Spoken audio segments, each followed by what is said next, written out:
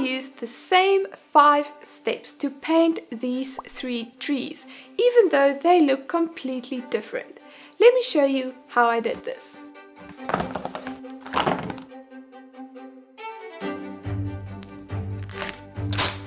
First, I need to choose my base color. I like to choose something that's a little bit different from all of the colors that's present in my reference images. This allows me to have more dimension in my paintings, and it prevents me from going too monotonous. It's 100% okay if some of this base color shows through. It adds a little bit of visual interest to my color. I would rather have that color show through than have white peeking through. I'm using 3 different base colors in the 3 paintings that I'm making to show you the difference that it makes in a painting. I like experimenting with different base colors to see what effect they will have on the final image. Every different color brings something fresh to the table. When the base layer is dry, I grab my favorite pencil and start drawing. I try to capture the basic shapes of the tree. These basic shapes will help me to paint in the leaf clusters more realistically later in the process. I first mark out the tree position on the canvas, just basically where I want the tree to be. Then I start with the trunk. It helps to describe it to yourself when you're drawing it. Is the base visible? Is it triangular? Is it flat?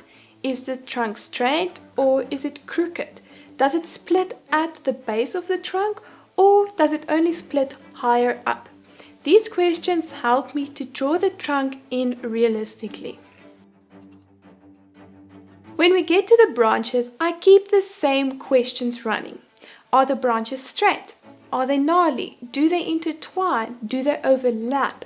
Can you even see the branches when you look at the tree, or do you have to kind of infer where they are from the shadows in the tree itself?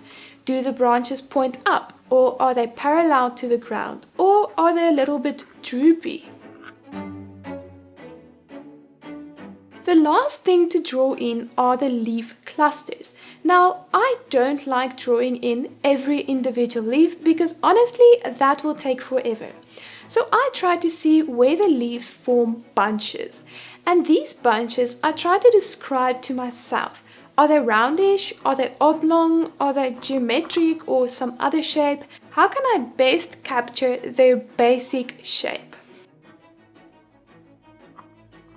These drawings don't look very detailed, but it's enough to get me started. My next step is to grab some dark paint or some dark acrylic ink. I like to use a paint that's fairly runny, or then the ink, which is very fluid, because I can easily apply it and it doesn't create any texture on the canvas. So this texture won't influence me further down the line when we have to paint the actual tree, because there is no texture, it's still completely flat. Now I identify all of the darkest areas on my reference image and copy those onto my canvas. I'm not doing any detail yet, I'm just painting it in roughly, just to get an idea of where the shadows are on the painting.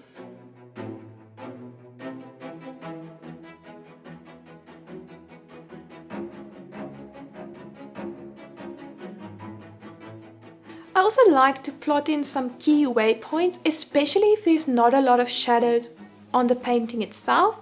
So I'll add in a little bit of branches, sometimes the outlines of some of my leaf clusters, just so that I know their position when I have to paint them in later.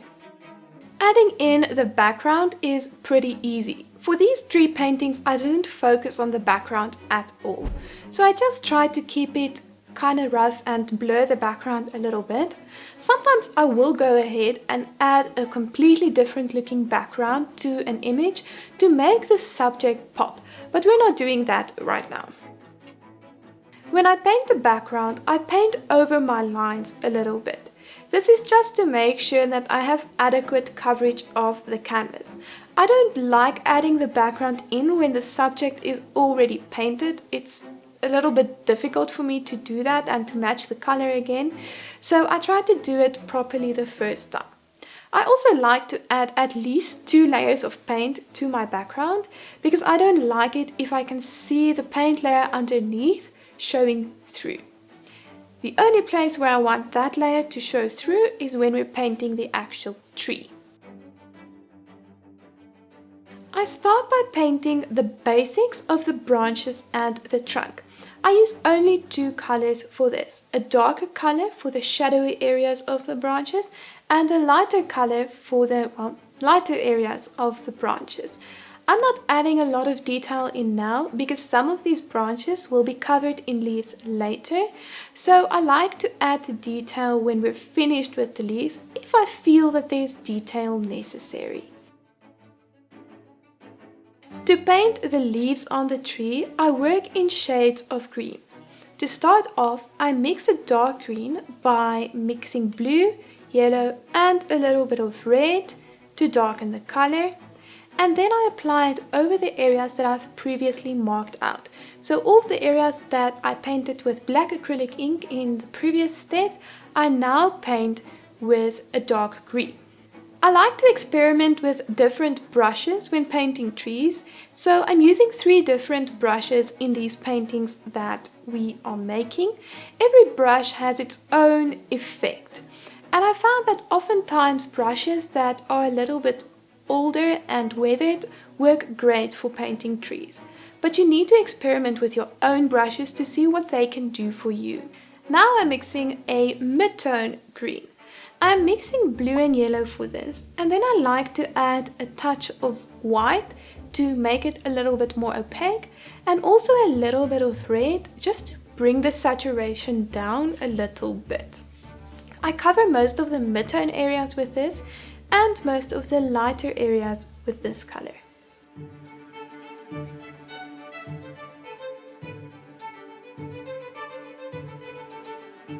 Then I mix a green that's between my mid-tone green and my dark green to flesh out the shadows a little bit.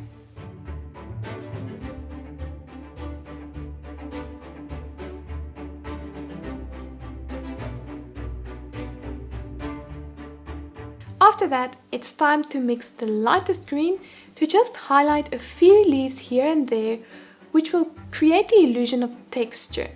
I sometimes also do the same thing with a very dark color just to add a little bit of detail to the shadows as well.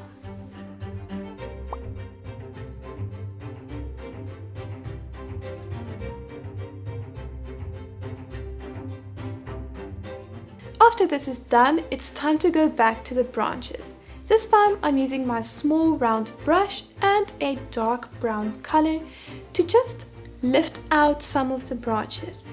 This will add that illusion of detail and will make your final painting look a lot more realistic. If I feel that there are more highlights or shadows needed on some of the branches, this is also the step where I will add it. You can see what a big difference these little branches make to the final painting. But what would make an even larger difference is having realistic clouds in the background of your painting. To learn how to paint that, watch this video right here.